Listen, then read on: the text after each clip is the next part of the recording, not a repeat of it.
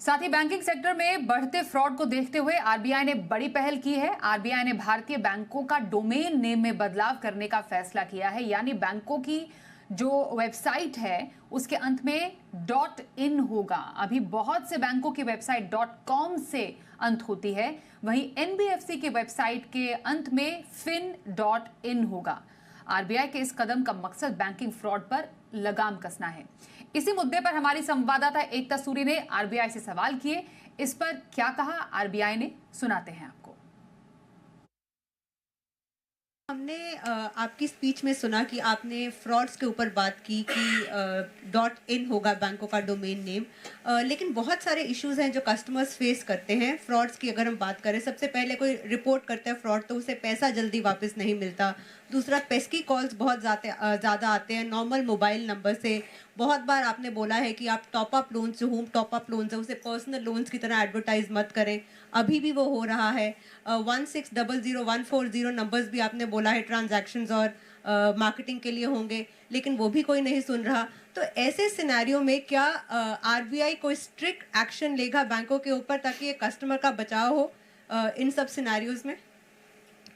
निश्चित रूप से हमारा पूरा प्रयास रहेगा कि जो भी हमारे ग्राहक हैं, जो जनता है, उनको अधिक से अधिक सुविधाजनक तरीके से बैंकिंग की समस्त सेवाएं उपलब्ध हों। चाहे वो बैंकिंग फ्रॉड से संबंधित हो, जैसा कि आपने कहा, या आपने कहा पेस्की कॉल्स उनको आते हैं, उसमें किस प्रकार से जो है हमें उसमें कार्य करना चाहिए, किस प्रकार से हमें उन्हें हिदायत देनी चाहिए और क्या हमें उसके खिलाफ एक्शन लेना चाहिए, वो निश्चित रूप से इस संदर्भ में लिया जाएगा। और आइए बात करते हैं, हमारी संवाददाता एकता सूरी ही हमारे साथ लाइव अब शो में शामिल हो चुकी हैं।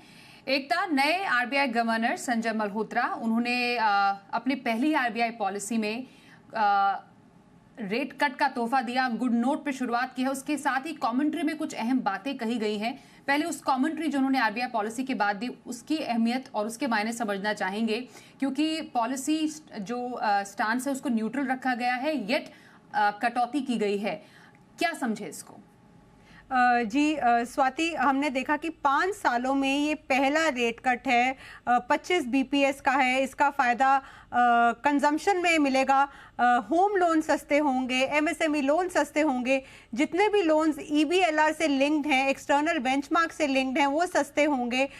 यहाँ पर सबसे पहले ये भी सवाल पूछा गया था आरबीआई गवर्नर से इस प्रेस कॉन्फ्रेंस में कि एक तरफ महंगाई का इशू है, दूसरी तरफ कंजम्पशन बढ़ रही है, तो आपको लग रहा है खास करके टैक्स में जो रिलीफ मिली है, आपको लग रहा है कि इससे महंगाई बढ़ेगी? तो यहाँ पर साफ कहा गया कि महंगाई जो है, सारे मायने हमने देखे हैं, रुपये की वैल्यू देखी है हमने बाकी सब इश्यूज को ध्यान में रखते हुए ही ये रेट कट दिया है, ताकि जो है देश में ग्रोथ ज्यादा हो, क्योंकि इस समय ग्रोथ का स्कोप है, इसलिए ये रेट कट हमने दिया है। और इसके अलावा रही बात महंगाई की, तो वो नियंत्रण में इस ग्रोथ के साथ जा सकती है, ये इस प्रेस कॉन्फ्रेंस में साफ आरबीआई गवर्नर ने कहा। स्वाति,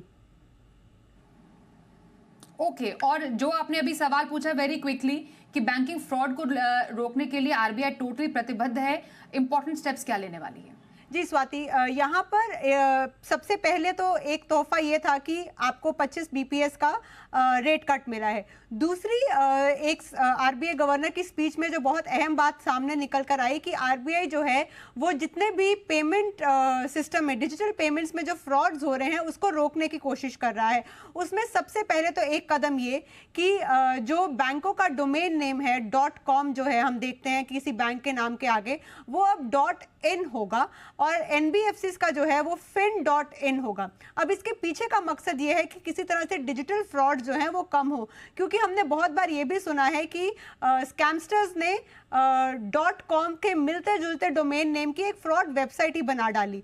तो अब यहाँ पर .in जो डोमेन नेम है, एक कस्टमर को पता होगा कि बैंक के नाम के आगे .in जो है, तो ये एक लेजिट वेबसाइट है जिसके साथ मैं ट्रांजैक्शंस कर रहा हूँ।